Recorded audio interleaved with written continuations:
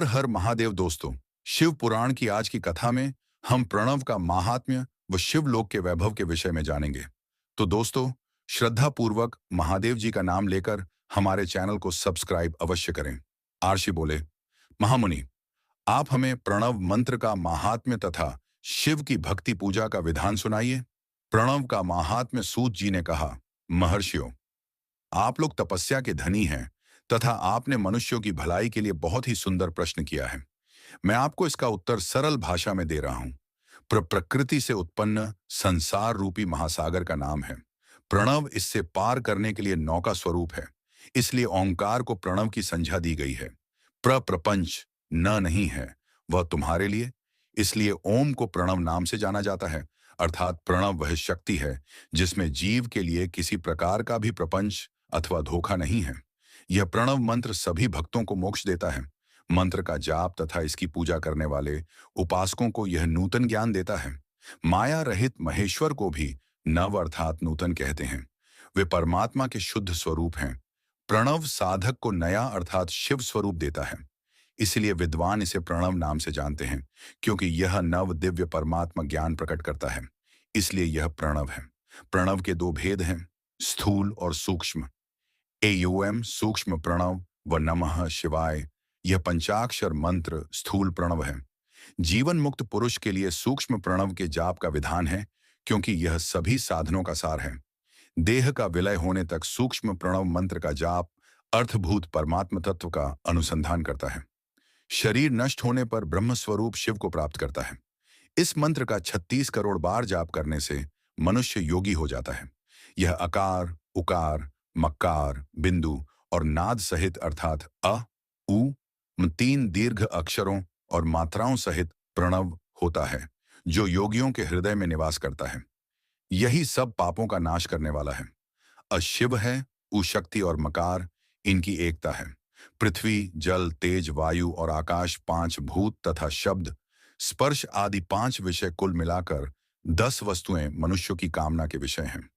इनकी आशा मन में लेकर जो कर्मों का अनुष्ठान करते हैं वे प्रवृत्ति मार्गी कहलाते हैं, तथा जो निष्काम भाव से शास्त्रों के अनुसार कर्मों का अनुष्ठान करते हैं वे निवृत्त मार्गी हैं।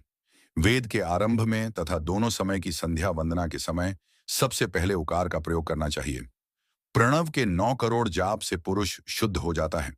फिर 9 करोड़ जाप से पृथ्वी की, फिर इतने ही जाप से तेज की, फिर 9 करोड़ जाप से वायु की और फिर 9 करोड़ जाप से गंध की सिद्धि होती है। ब्राह्मण सहस्र ओंकार मंत्रों का रोजाना जाप करने से प्रबुद्ध व शुद्ध योगी हो जाता है। फिर जितेंद्रिय होकर 5 करोड़ का जाप करता है तथा शिवलोक को प्राप्त होता है। क्रिया, तप और जाप के योग से शिव योगी 3 प्रकार के होते हैं। धन और वैभव से पूजा सामग्री एकत्र कर अंगों से नमस्कार आदि करते हुए इष्ट देव की प्राप्ति के लिए जो पूजा में लगा रहता है वह क्रिया योगी कहलाता है। पूजा में संलग्न रहकर जो परिमित भोजन करता है एवं बाह्य इंद्रियों को जीतकर वश में करता है उसे तपोयोगी कहते हैं। सभी सद्गुणों से युक्त होकर सदा शुद्ध भाव से समस्त कार्य कर शांत हृदय से निरंतर जो जाप करता है वह जप योगी कहलाता है। जो मनुष्य 16 उपचारों से शिव योगी महात्माओं की पूजा करता है वह शुद्ध होकर मुक्ति को प्राप्त करता है। जप योग का वर्णन। अर्षियो, अब मैं तुमसे जप योग का वर्णन करता हूं। सर्वप्रथम मनुष्य को अपने मन को शुद्ध कर पंचाक्षर मंत्र नमः शिवाय का जाप करना चाहिए। यह मंत्र संपूर्ण सिद्धियां प्रदान करता है। इस पंचाक्षर मंत्र के आरंभ में एयूएम ओंकार का जाप करना चाहिए। गुरु के मुख से पंचाक्षर मंत्र का उपदेश पाकर कृष्ण पक्ष प्रतिपदा से लेकर चतुर्दशी तक साधक रोज एक बार परिमित भोजन करे, मौन रहे, इंद्रियों को वश में रखे, माता पिता की सेवा करे, नियम से 1 सहस्र पंचाक्षर मंत्र का जाप करे, तभी उसका जप योग शुद्ध होता है। भगवान शिव का निरंतर चिंतन करते हुए पंचाक्षर मंत्र का 5 लाख जाप करे। झपकाल में शिव जी के कल्याणमय स्वरूप का ध्यान करे। ऐसा ध्यान करे कि भगवान शिव कमल के आसन पर विराजमान हैं। उनका मस्तक गंगा जी और चंद्रमा की कला से सुशोभित है। उनकी बाईं ओर भगवती उमा विराजमान है। अनेक शिवगण वहां खड़े होकर उनकी अनुपम छवि को निहार रहे हैं। मन में सदाशिव का बारंबार स्मरण करते हुए सूर्यमंडल से पहले उनकी मानसिक पूजा करें। पूर्व की ओर मुख करके पंचाक्षर मंत्र का जाप करे। उन दिनों साधक शुद्ध कर्म करे तथा अशुद्ध कर्मों से बचा रहे। जाप की समाप्ति के दिन कृष्ण पक्ष की चतुर्दशी को शुद्ध होकर शुद्ध हृदय से 12 सहस्त्र जाप करें। तत्पश्चात ईशान, तत्पुरुष, अघोर, वामदेव तथा सद्योजात के प्रतीक स्वरूप 5 शिव भक्त ब्राह्मणों का वर्ण कर शिव का पूजन विधि पूर्वक कर होम प्रारंभ करें। विधि विधान से भूमि को शुद्ध कर वेदी पर अग्नि प्रज्वलित करें। गाय के घी से 1100 अथवा 1000 आहुतियां स्वयं दे या 108 आहुतियां ब्राह्मण से दिलाए। दक्षिणा के रूप में एक गाय अथवा बैल देना चाहिए। प्रतीक रूप 5 ब्राह्मणों के चरणों को धोए तथा उस जल से मस्तक को सींचे। ऐसा करने से अगणित तीर्थों में तत्काल स्नान का फल प्राप्त होता है।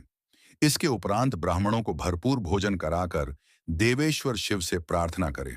फिर 5 लाख जाप करने से समस्त पापों का नाश हो जाता है।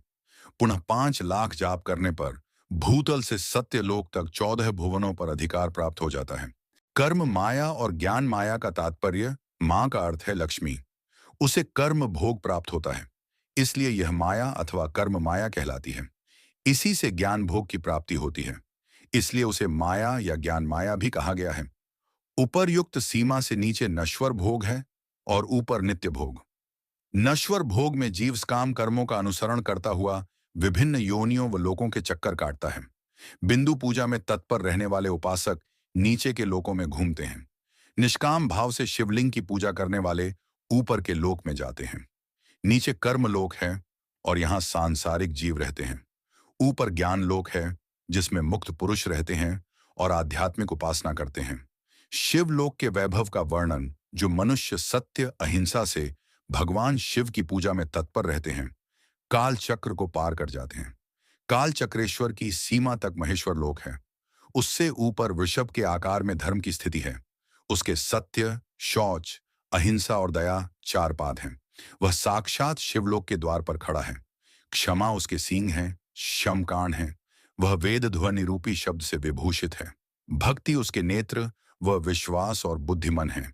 क्रिया आदि धर्म रूपी वृषभ हैं जिस पर शिव आरूढ़ होते हैं। ब्रह्मा, विष्णु और महेश की आयु को दिन कहते हैं। कारण स्वरूप ब्रह्मा के सत्यलोक पर्यंत 14 लोक स्थित हैं जो 5 भौतिक गंध से परे हैं।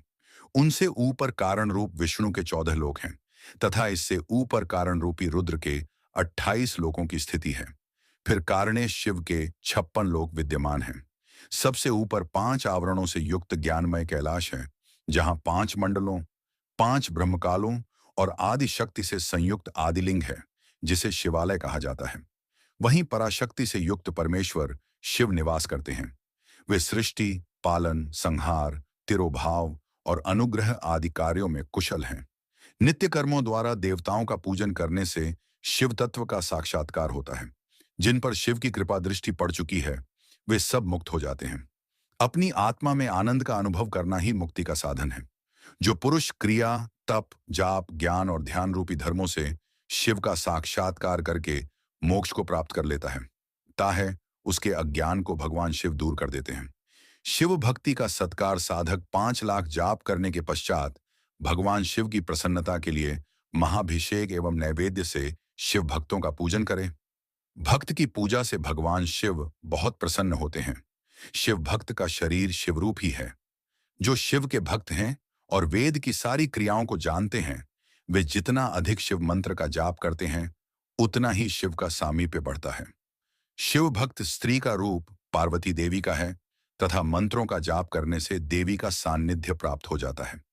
साधक स्वयं शिव स्वरूप होकर पराशक्ति अर्थात पार्वती का पूजन, शक्ति बेड़ तथा लिंग का चित्र बनाकर अथवा मिट्टी से इनकी आकृति का निर्माण करके प्राण प्रतिष्ठा कर इसका पूजन करे।